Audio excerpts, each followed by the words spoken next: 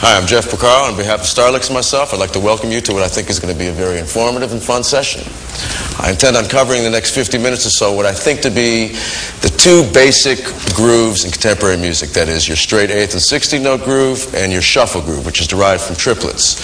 We also will be covering how I construct my patterns, some technique involved, and some exercises that may be helpful to you as you develop these grooves and feels. So why don't we begin with the straight 8th groove.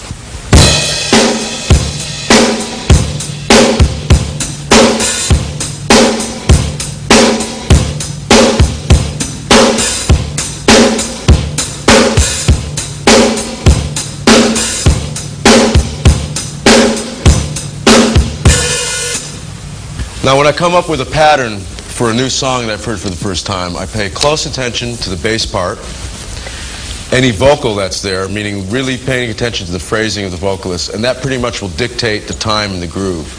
Not only the bass part, but maybe rhythmically what the keyboards or guitar are playing. To give you an example of this, when I did the Steely Dan tune FM, it was kind of a groove basically that went like this. Boom, boom, boom, boom, boom, boom, boom, boom, boom, boom, boom.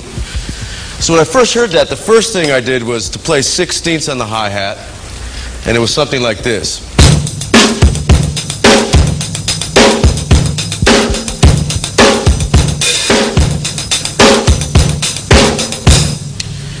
Immediately I didn't like that. I thought it was just a bit too busy. It made the groove just too stiff and didn't have that snaky feeling when I just heard the guys playing it by themselves. So I went to 8th notes, and it would be something like this.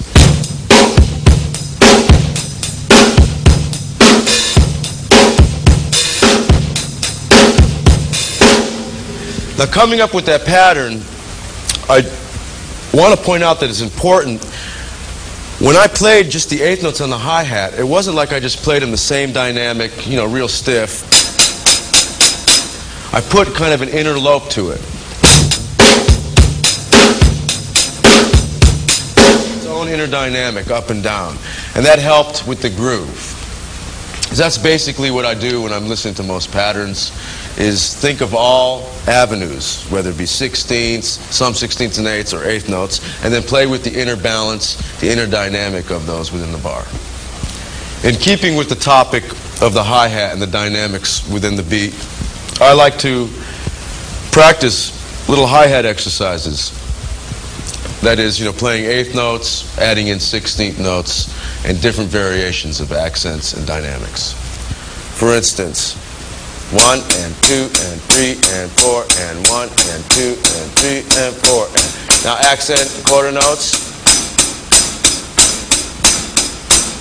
half notes,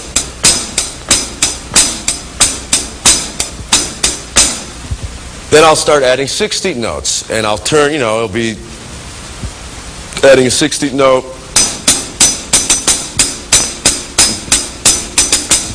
or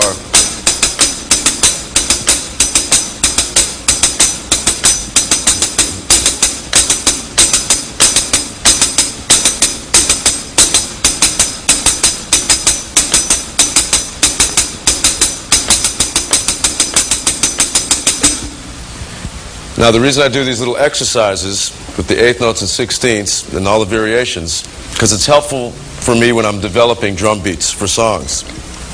And I like to practice, for instance, playing 1 and 3 on the bass drum, 2 and 4 on the snare drum, and finding out what these different figures, the different places I put 16th notes or 8th notes, does to the lope or the feel. For instance,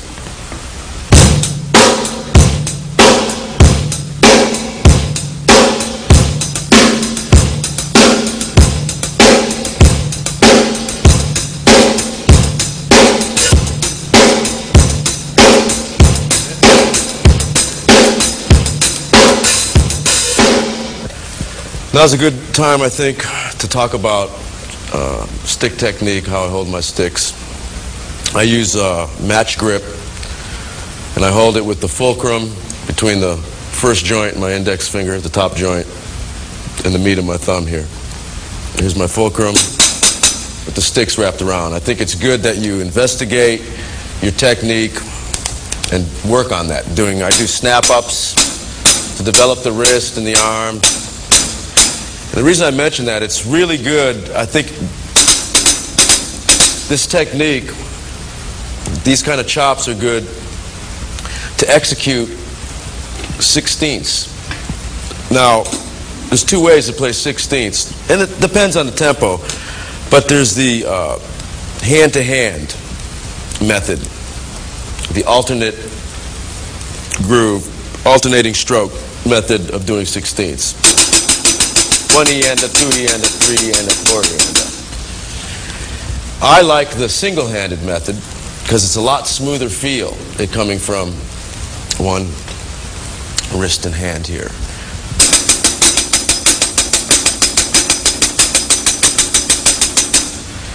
The reason I say so, the more you develop it, it helps with the execution of 16ths and up-tempo things. For instance, a Mike McDonald record I keep forgetting. I tried doing the alternating stroke method of doing 16ths, and it sounded just too stiff and staccato for me. To give you an example.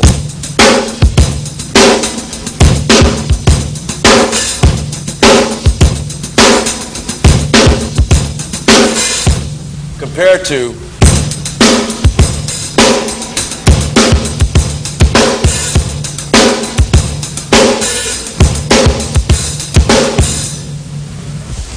let's continue with these 16th note patterns. We'll keep 16th notes going on our right hand, but this time let's develop the bass drum. Try different patterns on your bass drum, and once you come with a couple that you feel comfortable with, make 2-bar phrases out of these patterns and rehearse those several times. I'll give you a couple examples.